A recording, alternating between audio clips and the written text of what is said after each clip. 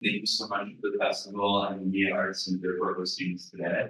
I think we start by introducing ourselves. My name is Jordan Laffrenier. I'm the associate architect meeting today. Hey, my name is Parul, which you heard from now, and I run my consulting company called Community Impact Consulting. I also am the director of programming at Business Arts for programming of arts. That for conference and kind of college.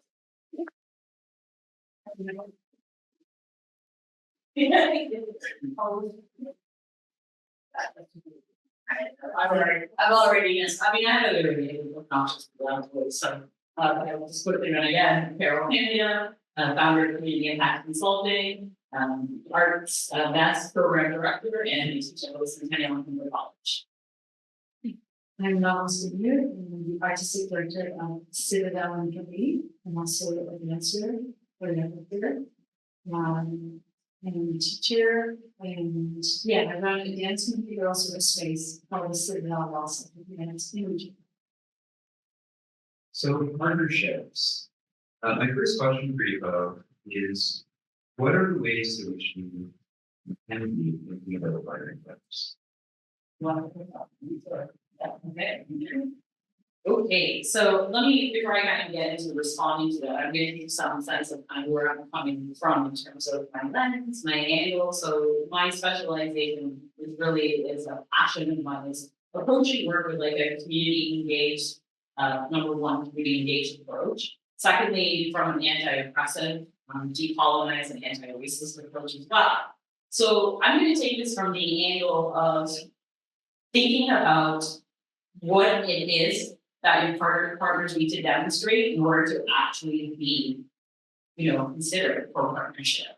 So I think that it's really important that we are thinking about how do these organizations that we're potentially thinking of partnering with, or even communities, that we're partnering with community members, how do they represent our vision, our mission, and our values? Now, I stress this because I do a lot of work with strategic planning, and it's great. And all nonprofits have a vision, a mission, and usually have values. We might call them something else, but they have. And ultimately, at the end of the day, again, we were kind of discussing this when we had our initial conversation. These things, they get created, but then they don't actively get used purposefully.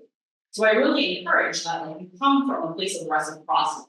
You're creating partnerships with organizations or communities that have similar values, perspectives, purpose than as you. Because ultimately, at the end of the day, we are put in a precarious situation because we are constantly seeking funding, right? And we're constantly trying to demonstrate that we are, aware of what's going on in the world, reach new communities, perhaps, expand on the communities we do work with. But I really think the most important thing is assessing. Does this partnership make sense for us?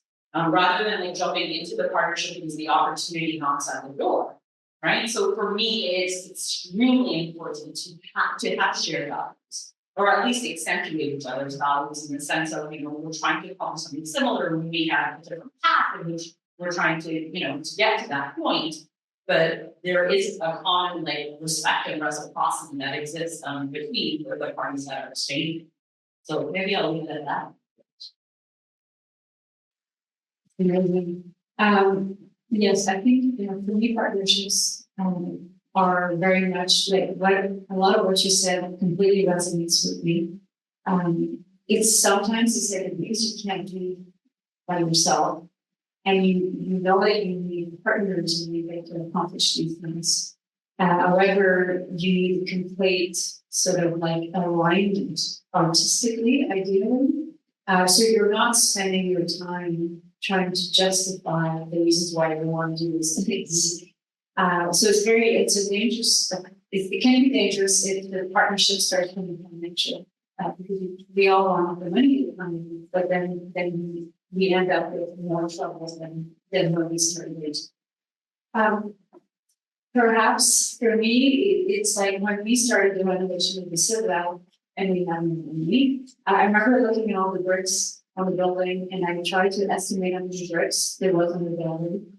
And then I thought if everyone from for every brick, let's say there's a million bricks, if everybody gave $5, we'd be free, right? So it was this notion of like, I cannot get somebody to give $100,000 because I don't have those connections, but I can certainly get somebody to give me $10.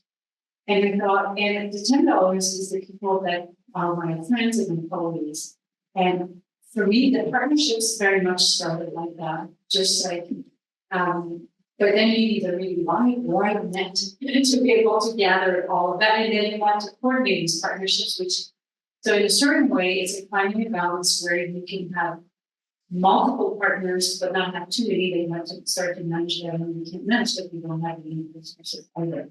But yeah, I think at the core for me is really much about it could be a beautiful thing to work together to achieve a goal, but we have to make sure that we all are on the same page, which is that's why it's very important to choose your partners.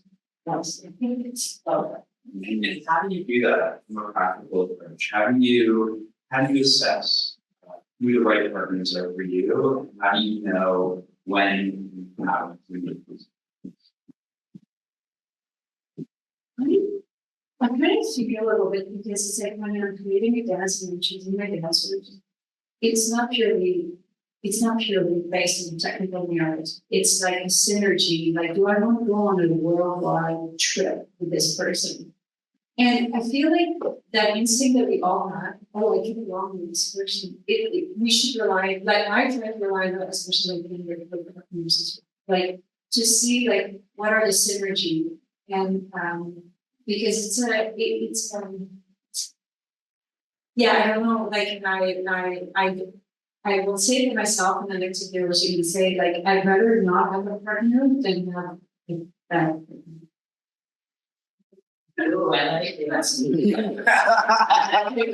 like to give it a little bit.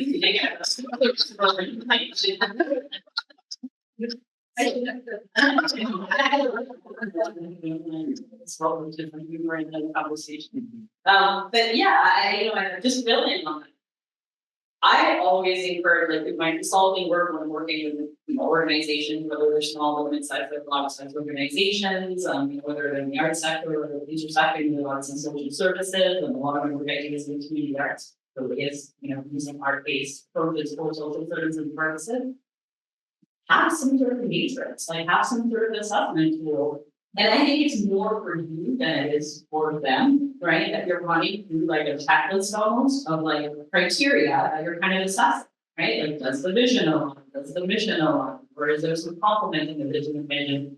What are the articulated values? Like I already kind of just mentioned that, but also looking at, standardizing that practice so that, and I think that really benefits, especially like smaller teams, because there are many, there are teams that I work with that are like volunteer, like period, or they have one or two staff people, so they're wearing multiple hats. So this is just a tool to use to kind of, have some sort of process in place that allows you to kind of run through some standards and questions that, and what I call it is almost like a pre-assessment.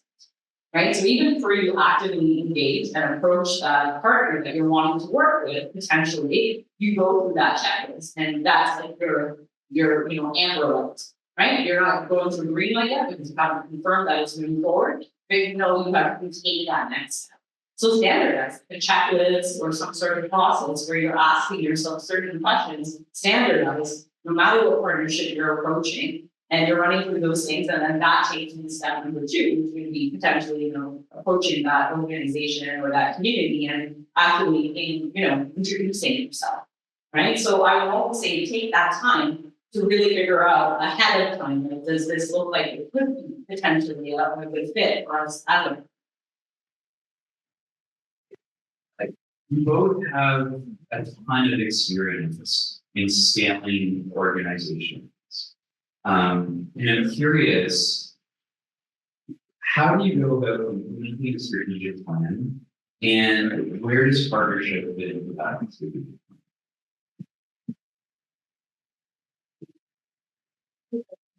Like strategic plan. I think we did one strategic plan. Yeah, that's the thing. I'm a bad person for that. It's like we purchased the building, we started renovation without a plan, without numbers, without anything. We were like so reckless. But that we were both thinking that that forward motion will get us interest in finances, and it did eventually, but it's really not something to. I would never suggest to do it like that. Like, had we done a strategic plan and actually, we probably would found out we can do it. So, so I'm a bit, probably not the best person because I tend to kind of shoot from the hip a little bit too much, although that but maybe it's a kind of different kind of strategic plan. Maybe in my head or in our desire to accompany the board, we could see that we could get there, but we didn't put pen to paper truly. We just relied on sort of like a momentum that eventually caught on, and eventually we were able to fund this properly and pay that. But I'd love to hear. So we would probably. I promise you I'm not for offers. I give you people who would know that one. But I will say from the perspective of leading strategic plans, right? So community impact, we do a lot of strategic planning for arts organizations. And let's be realistic. The work that we're going to do, we're not going to do it ourselves, right? So firstly, let's ground ourselves in that understanding. It's important that we're not thinking that we're doing this ourselves, because especially for racialized community, that tactic is not safe, right? And we need to work cooperatively. Just a quick aside, I worked as a funder for several years. One of the things I found alarming, and I use the word alarming and I don't use it loosely, is that especially in big urban centers like Toronto, people don't cooperate. If they don't work together intentionally. Unless it's for a purpose. Like there's a program where it's like encouraging you to do a partnership for money. Exactly. So I think we gotta first think about that. Because when I was working in Indigenous communities, rural communities, that was instinctual. It always was the first thing they thought of. Like, how can we amplify this work? How can we actually work with other organizations to, make this work more effective? So I think how it connects to strategic plan is that mindset. When you're doing a strategic plan, when me and my team are leading strategic plan, but we're always encouraging and thinking of like, okay, that's great that you have 6 different areas that you want to accomplish. What support do you need to accomplish that? Your partners are going to come in clearly. So even when you're in that process of strategic planning, start identifying those leads, right? And being like, oh, we could potentially be working with Canadian State, or could be working with Citadel. Those would be great community partners. So even as you're starting to kind of do the ideation around your strategy, incorporate partnership into the execution process of it.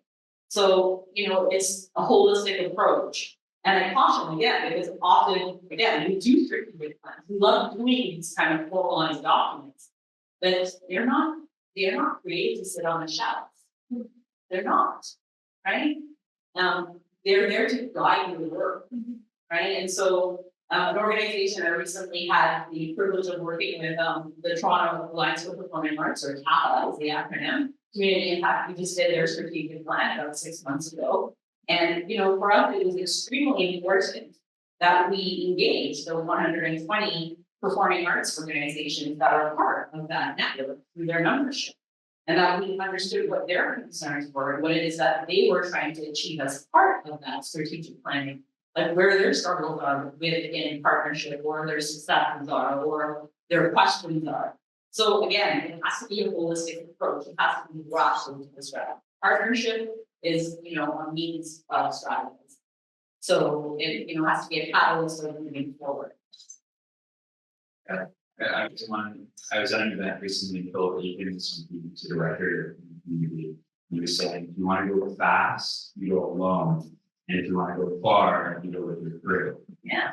And I feel like that's what you're talking about, is you all with your crew. Sure. What are some of the successes and lessons learned through the partnerships that you have?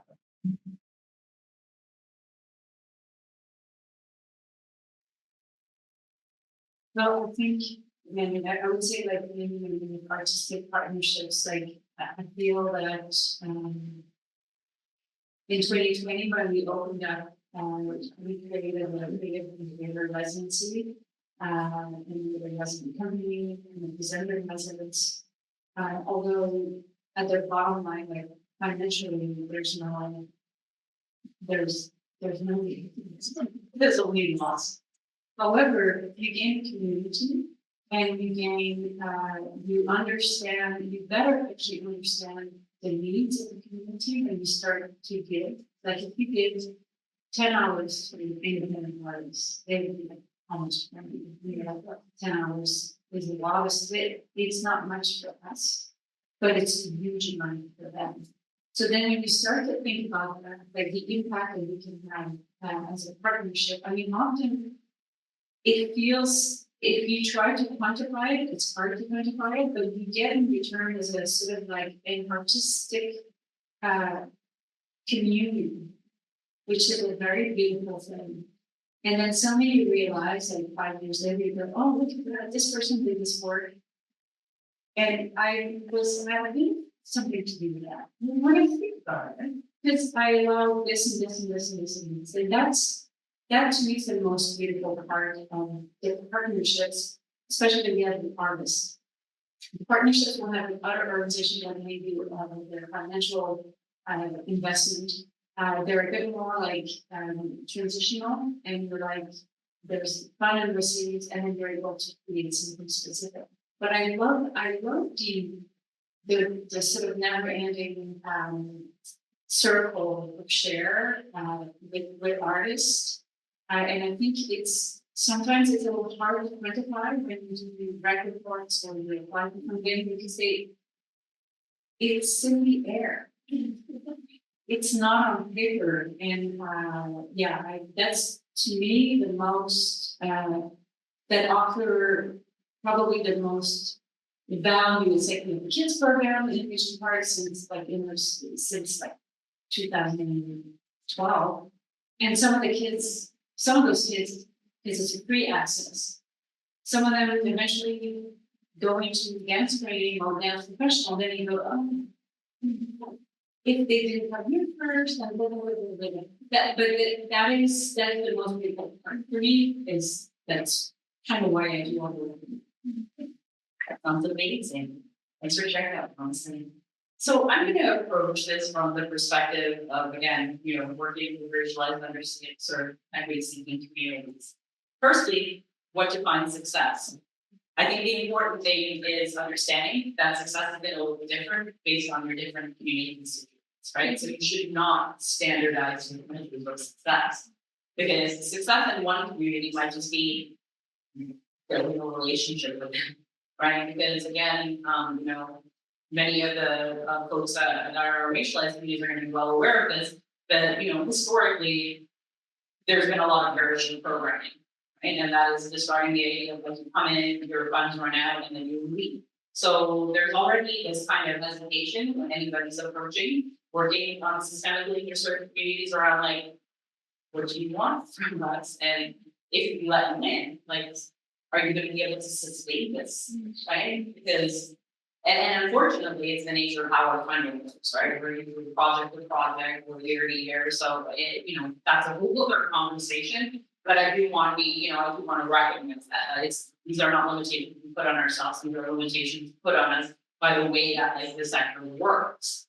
So, personally, I think it's understanding the communities you're working or you're wanting to approach and work with or partner with, and then setting a standard of mutually setting standards of what does success look like for both of us, for the parties involved, right? And that's an active conversation that needs to happen, because I think through that conversation, what you're going to discover is that there are going to be things that are aligned on both sides, but then there are going to be measures of success that are unique to each partner, right? So it's like, how do we entertain those commonalities, but then also, reach those goals for independent organizations that are participating? So I think that's really important, first of all. I also, to build on what you said, I think is so important. Success is not always the greatest outcome, Right, because I worked in, yeah, I remember especially in my early years, like where I was like, so excited as a program, this is well thought out, this is ready to go, like, and then like 4 people show up.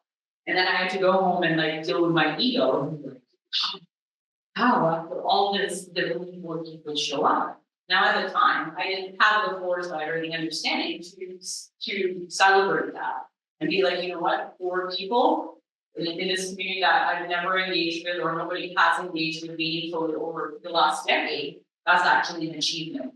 So I will actually, now be very proud of something like that because it's a beginning. So I think the big thing as well is that we like to do things that we have instantaneous success.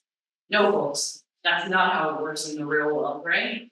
Ultimately, we know that, like from our own personal experiences as well, right? Like, you're not going to become, a brilliant dancer without practice and making mistakes and growing and learning from your peers and instructors and being inspired and learning how to adjust to the changes in your body and changes that you make emotionally, physically, etc. So the same thing applies, I think, to any sort of relationship and measuring levels of success. You have to be patient. And now that's very easy, it's easier said than done again, because the system wants us to report back and be like, oh, your numbers are, we want to see 50 plus people attending your workshop. But here I'll go, from the perspective of advocacy, being upfront with your funders. Tell them, I am not going to compromise the ability to build a relationship that's like a sustainable, meaningful relationship. I'm going to approach it the right way and have your rationale as to like why. If I'm using an antidepressive approach, this is a community that has been mistreated many times, or it hasn't been worked with before, or is experiencing a lot of PTSD in this community or something, things happen in the world. We live in a very hectic world. I'm sure we're all aware. So there are multiple things I think that really you have to take into consideration before you even land on like measuring success. It's going to look different in every different scenario you engage with, every community you engage with, and success, again, it's like old saying, right? The journey, it's about the journey, not the destination. I think that applies similarly to success. And you get to a point of success, how do you get there? It might take 6 months, it might take 6 years. You just have to bear with it. You have to be patient with it and understand that like, your commitment is to the process, not to the outcome. So maybe a little bit of that. Yeah. I think one of the things that you're both tapping into is power. And that in order to have a partnership, there's always a transfer of power from usually from large to small. And I'm curious about how, as artists, how as smaller organizations, can we make space for them to come to us with what they need, as well as create programs that are helping and support things.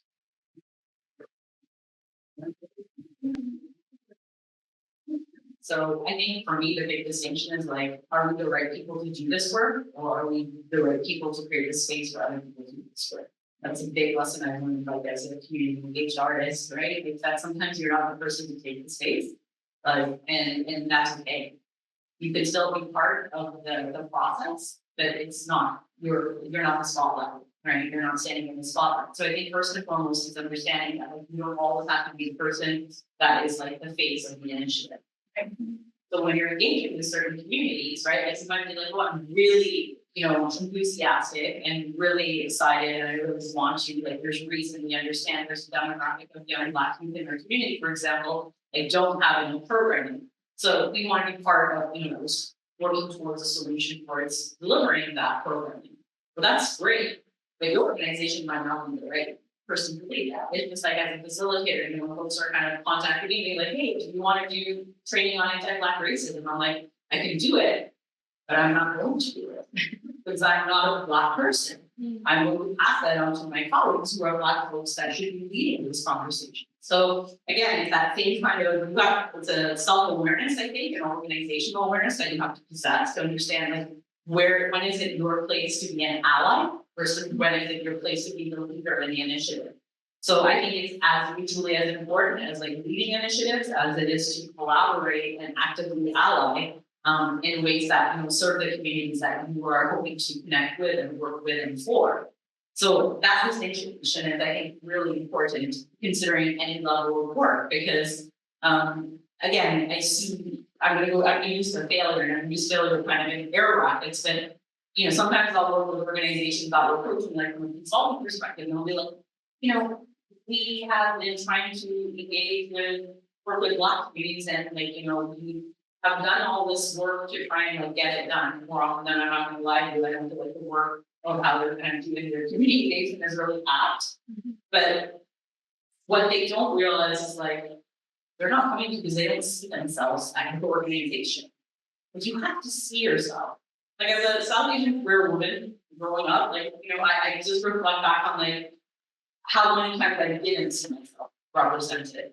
And I think we were talking about this just actually before the session started on how it is important that you see yourself represented in the work. Because otherwise you just feel that space is not for you. Right? And that's been drilled into many of our brains as well. Right? That you don't go there because that space is not for you. So you're already dealing with a complexity of intersectional kind of challenges that are there before you even engage in the relationality. So I think that's important as well, being aware of that and understanding there are certain limitations. It shouldn't ostracize you from wanting to engage with that community, but it should make you at least think deeply about what's the best strategy and what's your role within that strategy. And that's what I said. You can't do any of this alone. You can't. We rely on artists, we rely on community members, we rely on other organizations and partners. And I think that's the power of how, for me, the purpose of the work that I'm doing is to outcome positive social change. Right? And that's why I do the work that I do, is to change minds, hopefully, to think about the world in a more inclusive way and really actually live those values out loud. So I think it's taking that time, right? And understanding that you don't have to be in the lead organization. Just quickly, and then I'll pass it over to Laurence. I mentioned to you, that I run the Arts Fest program. We have 650 small to mid-sized arts organizations that are part of the Arts Fest program from coast to coast, so all across Canada. We have representation in every province and territory except for the Northwest Territories. And for me, again, now only my 25th year working in arts administration, it's been a huge learning curve because the majority of our participants are small rural organizations.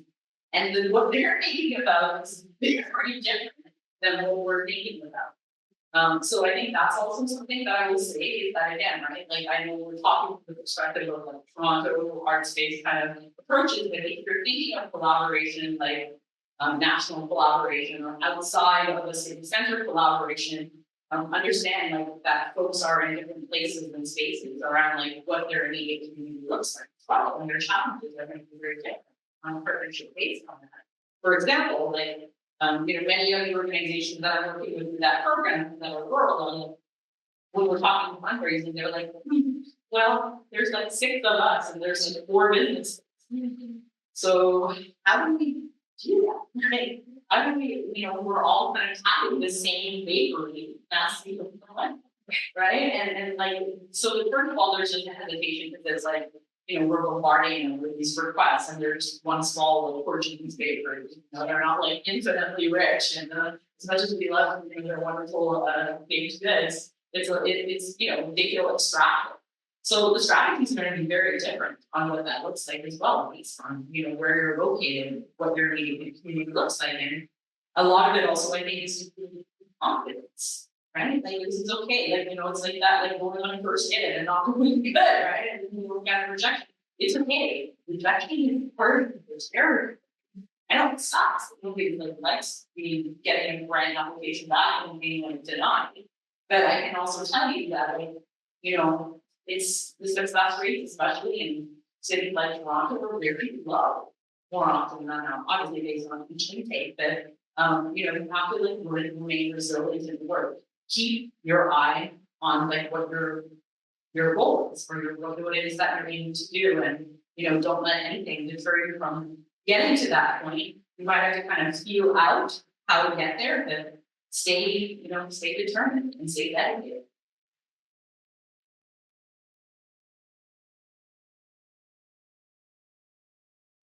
Great, that's great, that's great.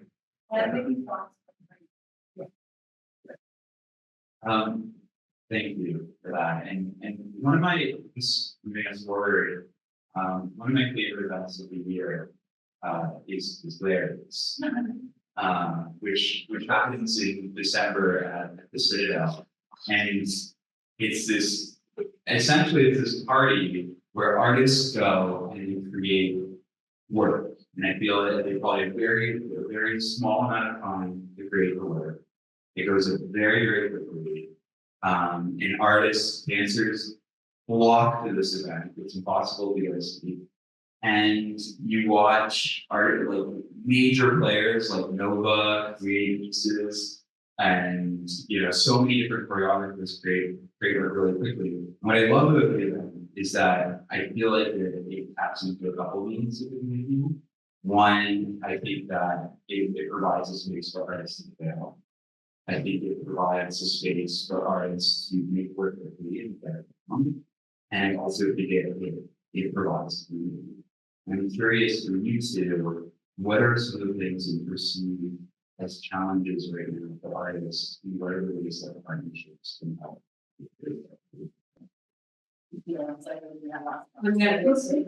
First of all, Larry's Christmas Cabaret is Larry Lawrence, is a lip syncing. So, and I created this event in 2014, so it's been your 10th anniversary. Time flies. And basically, it was just a good excuse to have a sense of community and feeling good about one another, while we'll admit drinking lots of alcohol. But that's not necessary, but it helps, and it's sort of unleash. And I did some lip syncing competition judges, so you can be judged harshly, but at the same time, as you say, it's a way to celebrate one another. And that was really my goal, was to celebrate and then create fake competitions between dance organizations, which don't even exist. But I like that, but sometimes it works, sometimes it doesn't work. But I think Larry's is great. It's it's like our board, it's like my board members are like, that's the best event of the year. I'm like, really? I can spend a year working on choreography, but the cabaret is more interesting to everyone. But I think the challenges right now have a lot to do around funding, obviously, and we're coming out of this of COVID. What we've noticed as a presenter mostly is that we have requests, obviously many artists need to be presented and want to share their works on stage. And then we go through a process of inviting them in, and this is the thing, this is the fee we can offer you, but it's never enough to cover the whole process. And one after the other this year, specifically this year, they write back and say, I didn't get my grant, I can't do the show. And it's just wild. It's something that I haven't seen previously in the same kind of rate. So what you're left with is very interesting, well, not interesting, but let's just stay positive with this.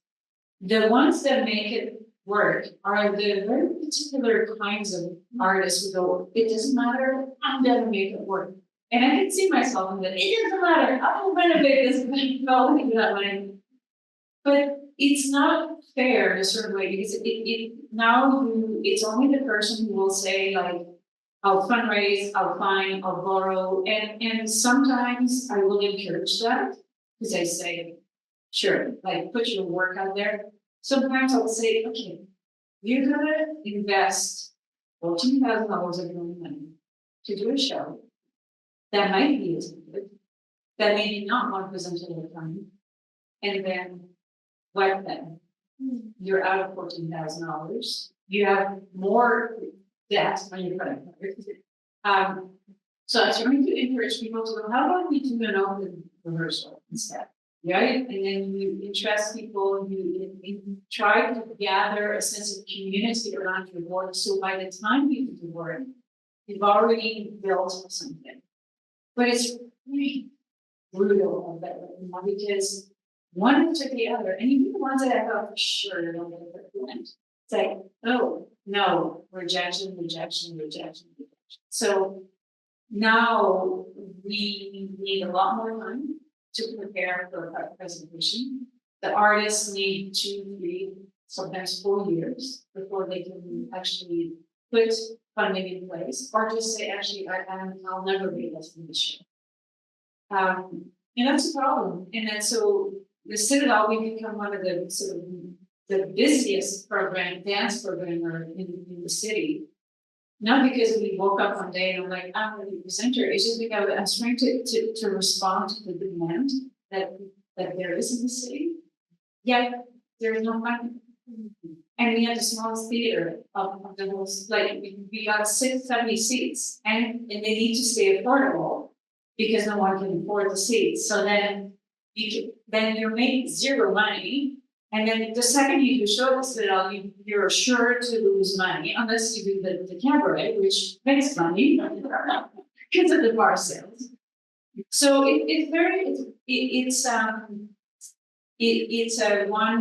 it's one artist at a time case, and then I will meet with a lot of artists, and they get super sad, depressed, and they've been wanting to do the show forever, and then you go, okay. And then sometimes there's a way to make it work. You go, okay, if I give you the studio for free, if you only pay the tag, and then I get 75% of the box office, like, but still at the end of the day, these artists, I mean, yes, they create and share work, but they haven't made a living doing it. And then sometimes I will encourage it when it's somebody who's like gone home and young, but then sometimes I go, do you really, what is the price? Like, what's your personal price that you have to pay? And also inflation, and then they can't afford the rent. And then they're like, you know, if I was planning, I'd be great. I would love that. I would just say, oh, you want 20,000? Here you go. Just pay me back whenever you have money. But I'm not. Yeah, thank you for that. I agree with everything you said. You know, the elephant in the room is this: the sector is not healthy, right? Like, let's just call it what it is. And there are so many unhealthy, you know, tones that are surrounding anybody who's living any sort of artistic life. Like, I think one of the most profound things that kind of, you know, came up in a conversation for me this is probably, you know, a few months back, if I recall correctly. I was working with a client, and they said something along the lines of, we were talking about engagement in racialized communities, and like, you know, that they were having a great success rate with business. I think they have folks from you know, racialized communities, and you know, I was explaining to them, they're like, you know, we want to see them be able to like come and participate. We want to like be able to kind of, you know, have them be part of the process. And I'm like, that's great. And then the conversation got to, you know, there was some disagreement around some of the politics around this event. The large public institution in the city of Toronto, I will not name, but I will tell you this, that one of the lead people at the organization did say, you know, well, because there was a presenter that had some very problematic standpoints. And it really united the community at large, especially racialized communities, LGBTQ2S plus communities, so you know, profoundly taken back that this person was being allowed to speak and come into the city and kind of do this presentation. And someone from the organization said, it's like, you know, but like our policy is like, you know, as long as it's not like, you know, hate speech, like it's about being open public forums. And I'm like, I don't think, I mean, this person literally had in the past had hate speech kind of part of their repertoire. So I mean, I won't go into that. I disagree with that point. But the thing that really frustrated me was they're like, but racialized communities, LGBTQ2S communities, like we want you to be able to come and protest against this. Like we want you to be able to have a demonstration to say, you know, we don't like this. Like that is something that you can do.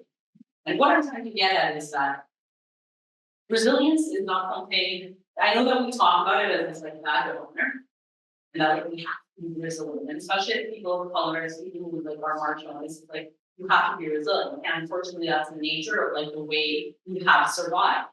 But the reality is that it's freaking exhausting. All right, so let's not put out there that we constantly have to demonstrate, constantly have to advocate to survive, that we constantly need to advocate to be seen. That is bullshit. That needs to stop, right? And that needs to stop from the perspective of the folks that are wanting to work with communities that are systemically underserved and be like, well, we're making a pathway for you, but not a complete pathway. So, building on like what Laurence said, I think it's important that we understand that, again, we're not creating a successful environment for artists to thrive. We are, and again, that's the nature, I think, a lot of how the sector kind of has shaped up, right? We're heavily dependent, we were talking about this in our pre-conversation, small to mid-sized arts organizations are heavily dependent on the funding. That's going to constantly change based on government, based on, programs that are happening, not happening. I can give you the example of Arts Fest. We just found out 2 months ago, we are funded by Canadian Heritage.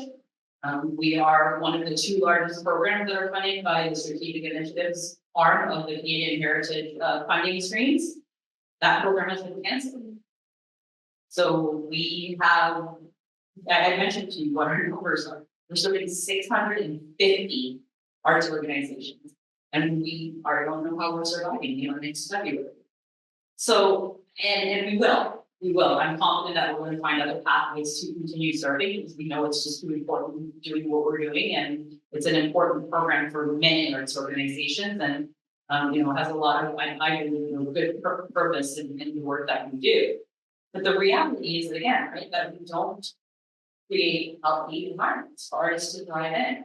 So that they can't make a lot of it really, right? Like it's always like how many artists, I can speak for myself, right? Like we have 5 different gigs, like 10 different gigs, or like we have an art tournament and we're doing some sort of, serving or administrative job in an office or so on. I think that standard has become normalized. And it has a lot to do with the way that we value, that the sector values us, I'll be honest, but I also think where we can be active in changing that is the way that we value ourselves. And Laurence and we spoke about this, Barrett and I spoke about this, that it's important that we start asking for not only what we need, right, at the mark of like this is what we need to get by, we need to ask them for it. Okay, I work for the second largest funder in North America. I can assure you that the way that I assess the applications that I looked at, I was not looking at it from the lens of asking for like too much, like based on greed. And I can also tell you that social services does not value themselves in the same light as arts. They will always ask for more than they need because they understand that there are going to be these things that come up. And it's never, again, if there is like some excess of funding or, that could be flowed into other places. So this is my, my song to the community, which is you're valuable. The work that you're doing is valuable. The work that we're doing is valuable. Stop asking for just getting by. We need to start asking for more, right? It's just like nowadays the standard of like, oh no, it's living wage. Living cost wage, I think it's like $23, $24 now in the city of Toronto.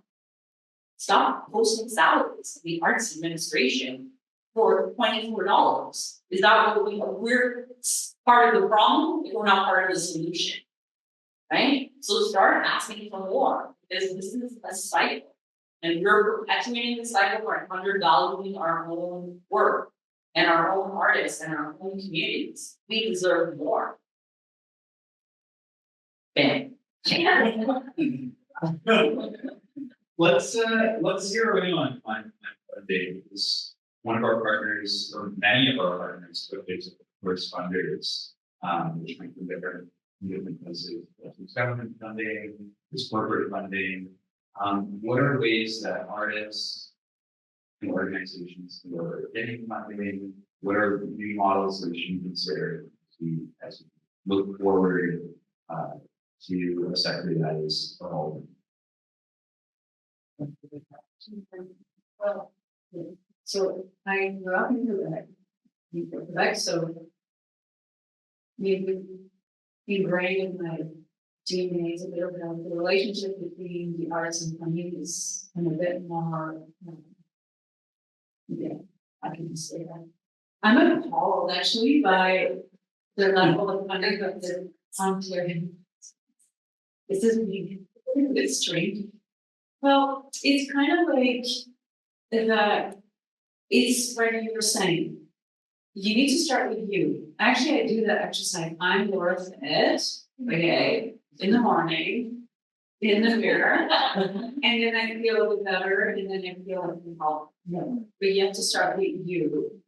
So it's right now what's a little scary is that I think some organization had a kind of false sensation of funding throughout COVID.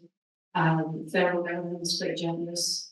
And now we're back to, like they say, we're back to normal, but we're not, we'll never go back. So now our needs are different.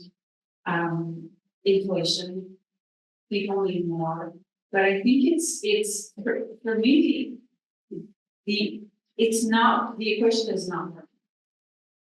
And the only way out of it, to me, would be a way that we can all work together, from little to medium to small village. You need the big organization. So there's no sense in going, why are they getting much funding? No, you need the big ship, to the little ship, and just like fall into the water there. Like you need all of it.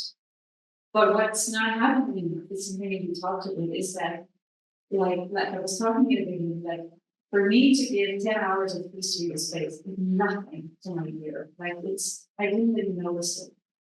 For an independent artist, it's very crucial. So, and then for me to get free dance floor from the National Gallery of Canada way back when, for them, they were just getting rid of it. For me, it's saving me.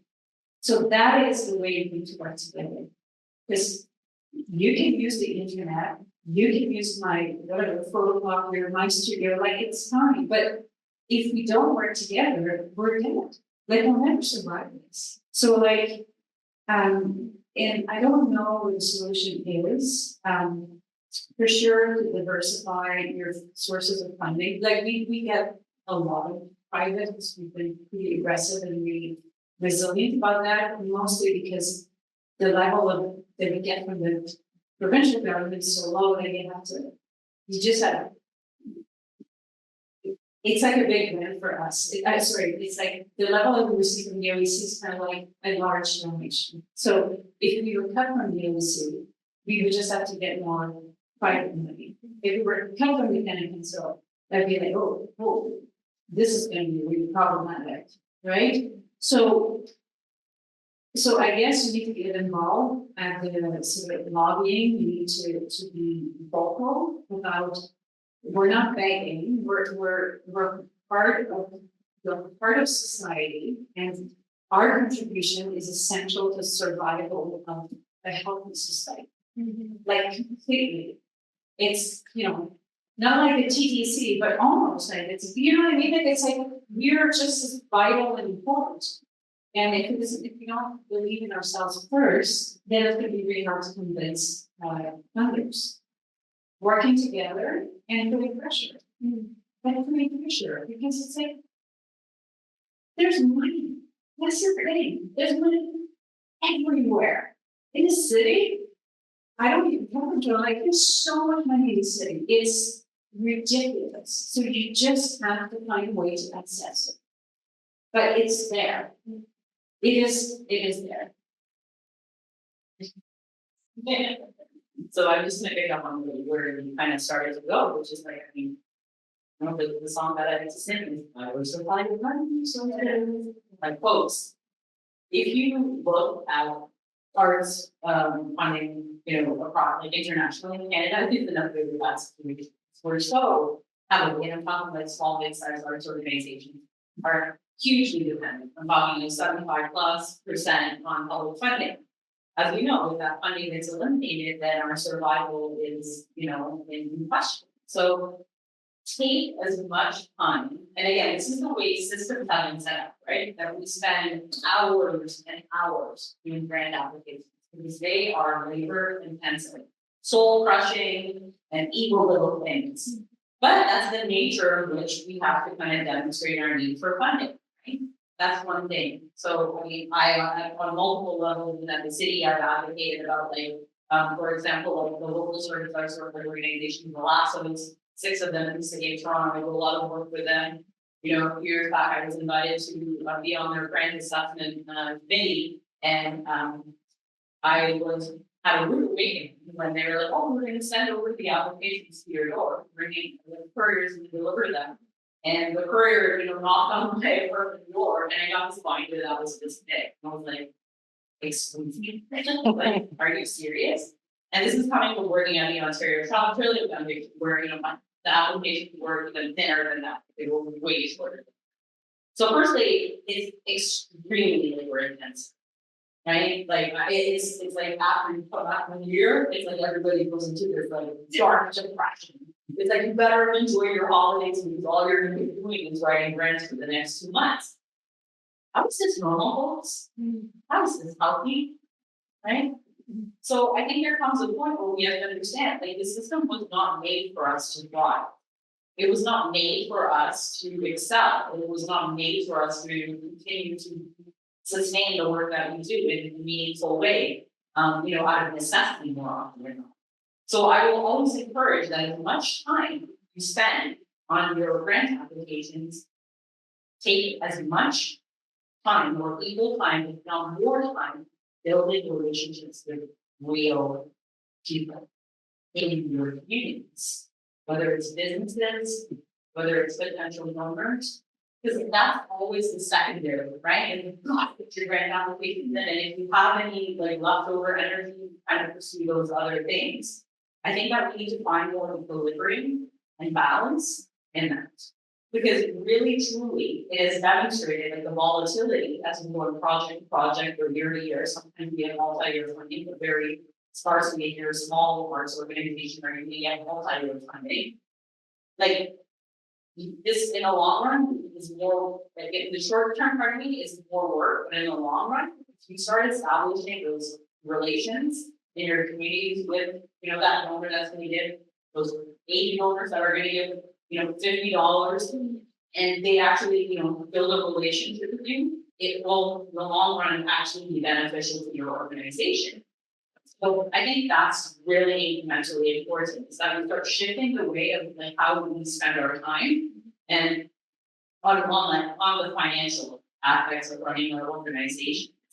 Because right now, most of our time is spent again, right? Like we're heading behind the desk, which is where none of us thrive, right? Like whether we're art artists or we're like, you know, artist creators, you know, whether we're dancers, whether we're community artists, our passion is with the people, like whether it's in the studio or whether it's in communities. So guess what? Let's spend our time in our strength zone, right? Like being out there talking to people, because that's where we thrive. And I think that will also lead to building confidence in us, like understanding that we are able to solicit, you know, that we are able to get donations, that we are able to fundraise. Because the biggest challenge, I think, for especially small mid-sized organizations is the confidence, right? It's like very intimidating to kind of approach them.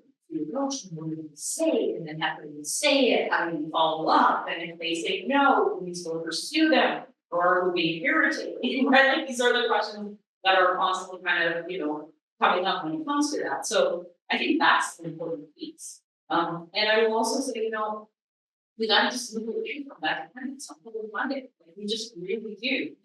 It's a very volatile space, right? I mean, I've seen governments change. You know, the years that I was working at the Italian Foundation, we lost $25 million from one year to another. Our budget went from $125 million to $100 million. So that's $25 million that's not going to, you know, it was multi-sector, obviously, it wasn't in the arts, but that's $25 million that's not being invested. And then the other thing, which Laurence kind of touched on as well, is like, I know we talk about like failure, but I don't think of things like that don't succeed as failures. I think of them as like learning opportunities or like wake up calls and redirect, right? So And don't get me wrong, I'm not trying to discredit that it's not heartbreaking when you receive an application, back and you are not successful. And then you think, oh my gosh, like I have to do this all again, or when I put this project on hold. But maybe that's the catalyst to be like, you know what? I'm not gonna pursue it this way. I'm gonna have to find some other way of pursuing the funding. So open up the way that you think about pursuing funding. I think that's so important, right? Like we talked about with partnership as a whole, like, because as you know, you allude to it, and I think during the question that Samantha was talking about, like the fact that the government are partners as well. These are people who are partners. Guess what? They don't really think of themselves as partners, they think of themselves as funders. There's a huge distinction, right? Because a partnership, like when I'm like if I'm relying on the kind of library is about reciprocity, about respect, about the continuity of the work. But that's not the way it is. That's because we live in a colonial system, right? So the government, no matter what, like when I was at the Trillium Foundation, we used to call myself like the human being. But that's what it was, right? Like, yes, there was a person behind it, that resident, it was not me, there was a person behind the bank machine. But the reality is that exchange is very limited, right? It's like, hey, we talk about your application. In some cases, I'm sure people do develop a relationship with their brand officers, et cetera. But like the reality is there's a very small percentage of it that really is about partnership. It's really about power. Being like the dynamic is kind of like jump and you say how high, right? So let's not call it a partnership if it's not a partnership. They have to be able to demonstrate that they are partners in order to get that title. And I'm going to say I don't think many folks have that in their criteria.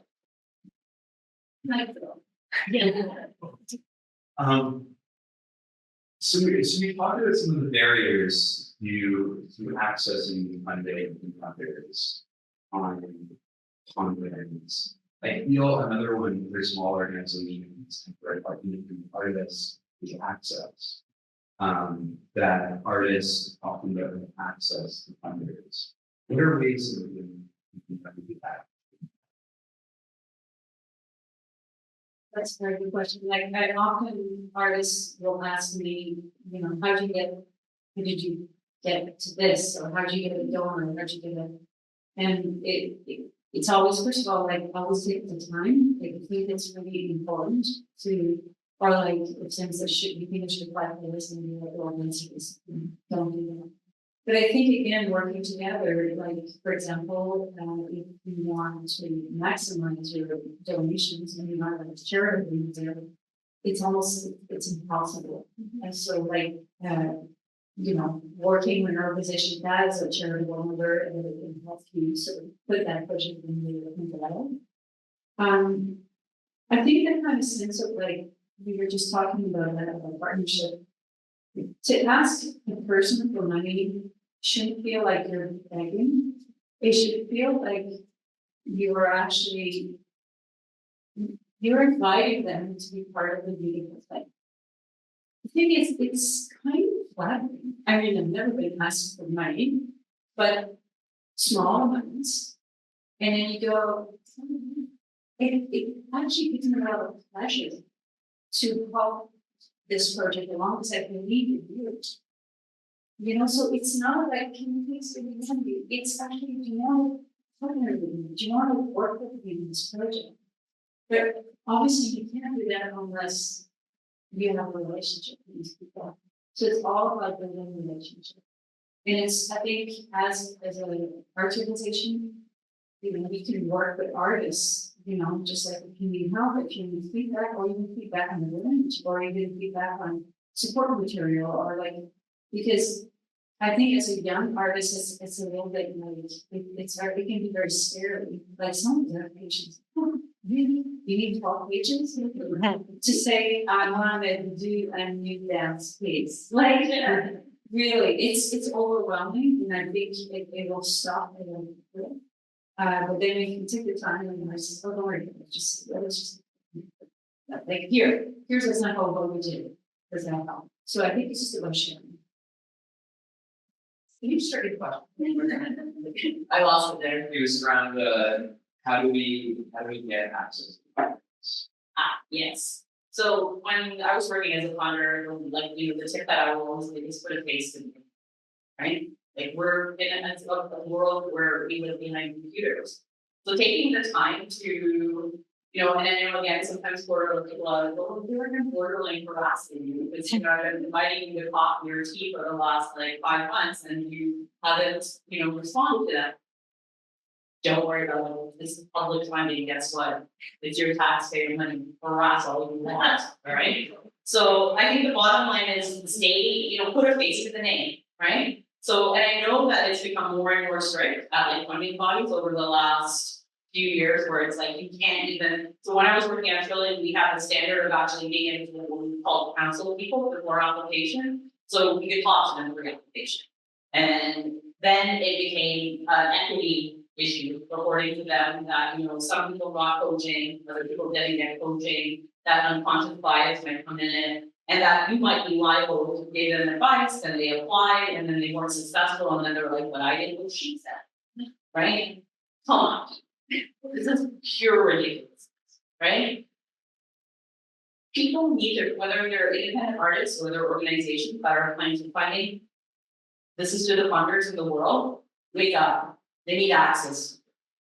Like part of your responsibility as someone who is serving in a public seat like that is to deal with your public. You can't just sit and hide behind desks and assess applications. That is not good enough.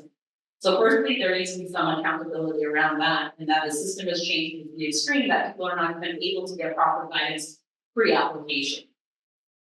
But with that being said, more often than not, the change doesn't come within the system, right? It's going to be demanded based on people who are accessing the systems or trying to kind of reimagine them. So this is where your prowess comes in. Be persistent and say, what, I would like to meet with you for a coffee, even if I can have 10 minutes or 5 minutes on the phone. Because for me, I had a portfolio of about 350 to 400 organizations when I was working as a funder, and I always wanted the people that connected. Right? Like if I sit down and have a tea with you or I even chat with you on the phone, you're gonna be more fresh in me. I'm gonna have more context to the work that you're able to do, and I'm gonna get far more details than just in a written application. Because there's a certain kind of monotone for an application that you don't get when someone's talking. It's passion. Like you can see it in their face, like you can see the emotion of the work that they're creating, how important it is for themselves and their communities. So build those relationships. Back to the same thing. There's so much we can learn from Indigenous communities, right? Respect, reciprocity, continuing to work in a way that is mutually beneficial. So, look at the Southern grandfathers. They have amazing wisdom. Think about that when you're approaching any sort of relationship, those values, because ultimately at the end of the day, we're serving people, right? We're serving each other. We're creatives. We're an industry made for people and attended by people, no matter what sector we work in. So I think that's what I would say, and it comes to how to go about creating more access. Thank you so much. I want to open it up to the audience. Are there any questions here?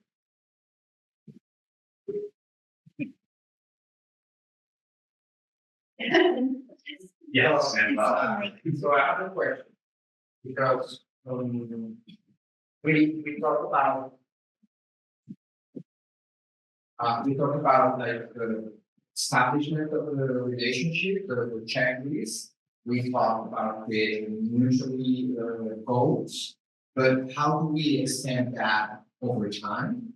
And especially in my case, after the show or the season is over, and what should I do with the partners that I got now that the season has changed and now I got the objectives? So how should I keep the friendship with them, right? And not just like, hey, I kissed you for the season 5, right? Yeah. That's not.